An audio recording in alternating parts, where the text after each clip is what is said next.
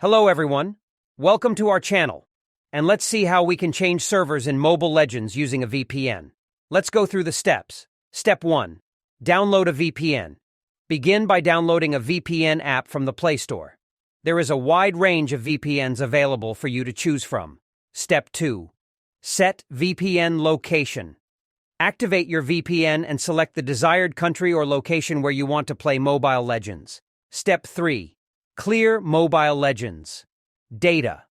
Navigate to your device's app settings and locate the Mobile Legends app. Tap on it and select Clear Data. Keep in mind that this action will erase all your Mobile Legends data, so you'll need to download it again. Step 4. Reopen Mobile Legends after clearing the data.